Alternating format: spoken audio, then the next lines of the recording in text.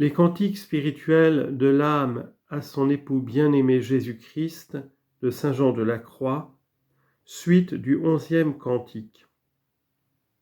On demandera peut-être pourquoi les Israélites craignaient de voir Dieu de peur qu'il ne meure, et pourquoi l'âme désire mourir pour le voir. On répond que les âmes des Israélites étaient renfermées après la mort dans les limbes et ne jouissaient pas de la vision béatifique.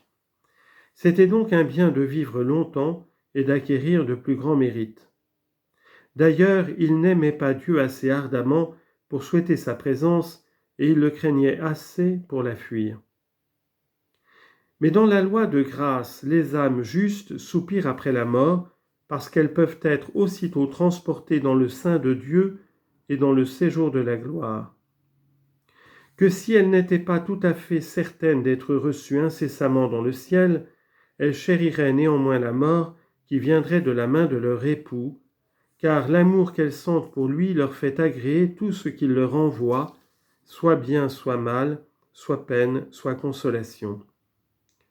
Car elles n'appréhendent rien, d'autant que, comme dit saint Jean, il n'y a point de crainte dans l'amour, mais le parfait amour bannit la crainte.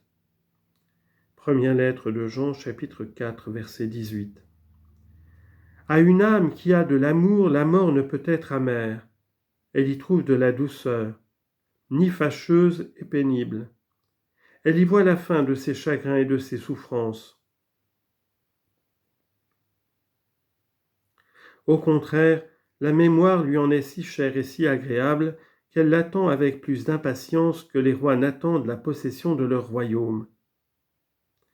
L'ecclésiastique s'écriait dans cette pensée : « Ô mort, ton jugement est bon, ta décision est favorable à l'homme pauvre et incommode. » Chapitre 41, verset 3. Que si la mort est bonne à celui qui est dépourvu des biens de la fortune, quoique, au lieu de l'enrichir, elle le dépouille du peu même qu'on lui donne pour vivre, combien est-elle utile à l'âme qui, non contente de la mesure de son amour, en cherche l'augmentation et l'attend avec impatience du dernier arrêt de la mort. Elle n'appréhende donc pas de dire que votre vue, mon Dieu, et votre beauté me fassent promptement mourir. Elle n'ignore pas qu'au moment qu'elle verrait cette beauté, elle en serait toute ravie. Elle serait toute changée en elle, elle serait belle comme elle, ou plutôt elle serait cette beauté même, pleine d'attraits et de charmes infinis. Pour cette raison, la mort des saints est, selon le langage de David, précieuse devant les yeux du Seigneur.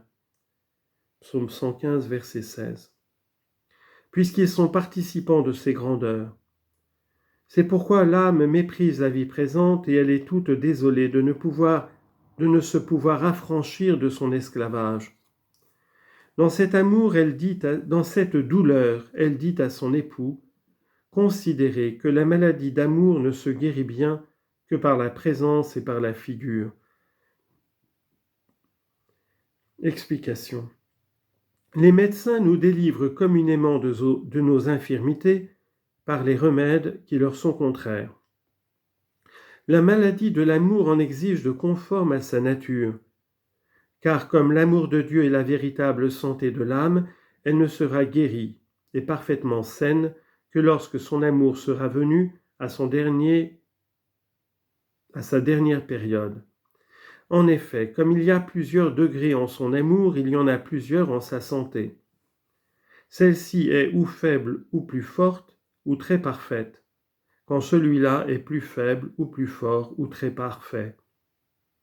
Mais parce qu'il n'est parfait que quand il transforme l'âme en Dieu et la rend semblable au Verbe son époux, qui est la splendeur de la gloire et la figure de la substance de Dieu, Hébreux 1:3, l'âme désire d'être conforme à cette figure et elle ajoute : considérez que la maladie d'amour ne se guérit bien que par la présence et par la figure. Explication. L'amour imparfait se peut très bien appeler maladie, car comme le malade est faible pour travailler, de même l'âme qui n'a qu'un amour languissant n'a aussi que de la langueur dans l'exercice des vertus héroïques. Remarque pour le cantique suivant. L'âme désire en cet état d'aller à Dieu avec autant de véhémence que la pierre qui est en l'air retombe vers son centre.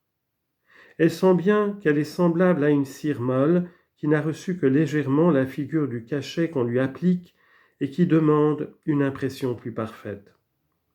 Elle sait qu'elle n'est que l'ébauchement d'un portrait qui attend ses derniers traits de la main du peintre. Elle est si éclairée des lumières de la foi qu'elle distingue les différentes vues de la grandeur de Dieu. Que fera-t-elle donc que d'avoir recours à la même foi qui couvre les beautés de son bien-aimé et qui lui donne des gages de son amour ?